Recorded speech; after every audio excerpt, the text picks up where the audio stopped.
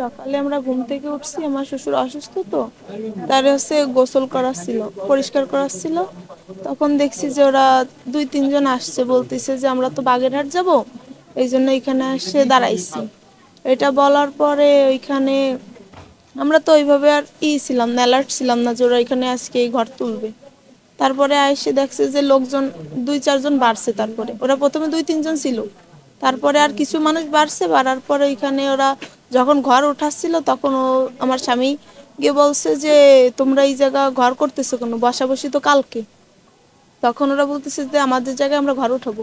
এভাবে বলার পরে ওরা ধাক্কা দিছে। ধাক্কা দেওয়ার পরে ওরে 3-4 জন ধরে বইছে, আর আরেকজন মারবে, ঠিক আছে, ঘুষি দিছে এইখানে।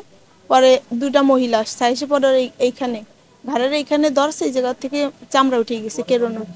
তারপরে যখন মহিলারা এগোইছে, পরে আমি এবার উঠানে দাঁড়ানো ছিলাম, আমি গেছি। যার পরে যখন আমি ঠাকাইতে গেছি, তারপর পিছন থেকে একজন এসে আমার চুল ধরে টান দিয়ে ফেলাই দিছে নিচে।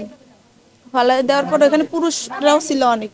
তারপরে একজন ওই টিনের উপরেই ছিলাম আমি, ওইখান থেকে টেনে নিয়ে মানে ওই জায়গা বসে আমারে বাড়ি করে দিছে এই এক সাইডে, কায়তে পড়ছিলাম। তারপরে ওইখান থেকে নিচে নিয়ে পরে আমি যখন উঠে বসছি, আমার গায়ের ওড়নাও নিয়ে গেছিল। তারপরে এসে পিছন থেকে আমার মাথায় বাড়ি দিচ্ছে। আমি চাচ্ছি যে এইটার সুবিচার চাই, কারণ আমরা থানায় অভিযোগ করছিলাম, তাদের জানানো সত্ত্বেও তারা সঠিক টাইমে আসে নাই। আর তাদের 44 দ্বারা জারি তো করা হয়েছিল, তারাও তখনও আসে, তার সেইখান থেকে সেটাও অপমান্য করে তারপরে তারা এটা করছে।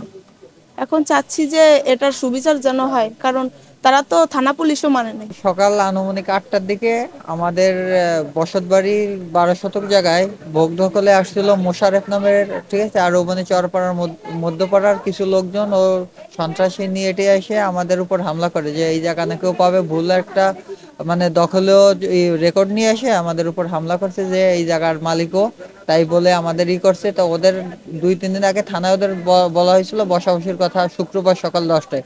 ওরা ওইটা না করে, আর আমার জায়গায় 44-এর মামলাও চলতেছিল, ওরা ওইটা অবমাননা করে জোর করে এসে আমার বাসায় এসে ঘর যখন তুলতে যায় আমি বাধা দিলে আমারে মারে। এই যে আমার এইখানে এই যে স্পট আছে, এই যে এইখানে আছে, আর পিছনে আছে, বাড়ি দিছে। পরে আমার ওয়াইফ ঠেকাইতে গেলে পরে তারে লাঠি দিয়ে আর দাও দিয়ে মাথায় আঘাত করে লাঠি দিয়ে বাড়ি দিছে। হাতের এক পাশের ওই যে সাপলের বাড়ির দাগ আছে, আর ওর মাথায় ফাটছে, মাথায় 8টা সেলাই লাগছে, আরো তো অনেক জায়গায় স্পট আছে। এখন আমরা এর সঠিক সুবিচার চাচ্ছি, এবং আমার জায়গাটা আমার আব্বু হলো বিমানবাহিনীর ফ্লাইট সার্জেন্ট অবসরপ্রাপ্ত, সেও স্ট্রোক করে বিছানায় আছে, ঠিক আছে, তার কষ্টের টাকা ওই জায়গাটা কেনায় 27 বছর আমরা ভোগ দখলে আছি। আমরা চাচ্ছি যেন আমাদের জায়গাটা ঠিকঠাক মতো থাকে, এবং আমাদের এই যে যে মারধর করছে সন্ত্রাসীদের, এদের উচিত সঠিক বিচার চাচ্ছি। হ্যাঁ, থানায় অভিযোগ করছিলাম, থানায় বসাবসির সিদ্ধান্ত দিছিল কালকে শুক্রবার 10টার সময়। ওরা ওইটা না মেনে আজকে সকাল 8টার সময় এসে আমাদের, হ্যাঁ হ্যাঁ, আজকে থানায় অভিযোগ করছি আমরা। থানা থেকে নাকি গেছিল তা আমরা তো তার আগে আমরা এখানে করে আসছি, কারণ রুগীর অবস্থা ভালো ছিল না, ও বমি করতেছিল বারবার, এখনো বমি করতেছে। আমার নাম হচ্ছে সাহাম রহমান মিম, আমার বাড়ি চিতলমারি, বাগেরহাট জেলার চিতলমারি থানা 6 নং চরবনিয়ারি ইউনিয়ন কাউন্সিলের পাশে আমাদের বাড়িটা।